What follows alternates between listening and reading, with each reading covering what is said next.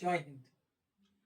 আপনারা জানেন যে কিছুদিন ধরে নেতাজি সম্বন্ধে বিভিন্ন অবমাননাকর উক্তি হচ্ছে এবং যারা করছেন তারা সমাজে প্রভাবশালী ব্যক্তি। আমরা এই সম্বন্ধে আমাদের রাসবেরিয়া বিবেকানন্দ সেন্টার ফর সোশ্যাল সার্ভিসের পক্ষ থেকে প্রতিবাদ করেছি। আমরা পথেও বেরিয়েছি কলকাতার বিভিন্ন প্রান্তে, দক্ষিণ থেকে উত্তর। আমরা পথ পরিক্রমার মাধ্যমে নেতাজি সম্বন্ধে যারা ভুল মন্তব্য করেছেন, কুচবিহার থেকে শুরু করে কলকাতা পর্যন্ত যে ভুল মন্তব্য করা হয়েছে সেই সম্বন্ধে আমরা প্রতিবাদ করেছি। বর্তমানে রাজ্য সরকারের পক্ষ থেকে যে সিদ্ধান্ত নেওয়া হয়েছে নেতাজির ব্যাপারে, তাকে আমরা সাধুবাদ জানাচ্ছি। কিন্তু এখানেই সীমাবদ্ধ নয়। বর্তমানে একটি সুগভীর চক্রান্ত চলছে, সেটাই আমরা বলতে চাইছি। নেতাজি সুভাষচন্দ্রের তথাকথিত একজন মহিলা, কন্যা বলে নিজেকে পরিচয় দেন, অ্যানিটা ব্রিজেট পাফ, তিনি হাইকোর্ট নয় সুপ্রিম কোর্টে কেস করেছেন। তার কেসকে সমর্থন করেছেন কয়েকজন নামজাদা উকিল। তাদের সঙ্গে কংগ্রেস দলের সংযোগ আছে।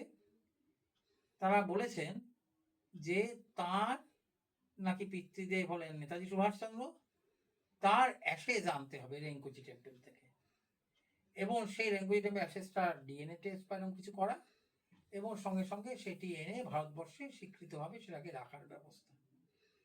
এই যে প্রচেষ্টা এবং এই যে উদ্যোগ, এটি সম্পূর্ণ ভুল, অন্যায়, বেআইনি। তার কারণ হলো, প্রথম কথা হলো, তাইওয়ান সরকার জানিয়ে দিয়েছে যে 1945 সালে 18 আগস্টের আগে বা পরে তাইওয়ানে কোনো দুর্ঘটনা হয়নি।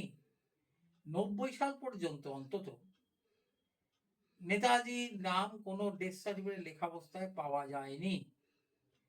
আমাদের Vivekananda centre for social service যখন দেখেছে যে লোকসভাতে বিভিন্ন দেশ নেতাদের সম্বন্ধে যে মূর্তি আছে তার উপর একটা বই বেরোয়, একটা বই বুকলেট, তাতে নেতাজির সম্বন্ধে যখন উল্লেখ করা আছে, নেতাজির কর্মকাণ্ডের সঙ্গে তার জীবন এবং জন্ম এবং মৃত্যুর কথা লেখা আছে। আমরা সেই বিষয় তৎকালীন লোকসভার অধ্যক্ষা শ্রীমতী মীরা কুমারকে জানাবার পর তার অফিস থেকে জানানো হয় যে আমরা যখন জানাই যে এটি যখন আপনারা জানেন তার মৃত্যুদিন 18 আগস্ট 1945, তখন নিশ্চয়ই তার ব্যাপারে আপনারা তথ্য দেবেন। তখন ওরা জানান যে আমাদের কাছে এরকম কোনো তথ্য নেই, আমরা এটা ইচ্ছে করে করতে চাইনি, ভুল হয়েছে, আমরা এই তথ্য সরিয়ে দেব এবং এই তথ্য রাখবো না। তারপর তারা সেই লাইন লিখে দেন যে there is no irrefutable proof of Netaji's death in air crash on 18 August 1945।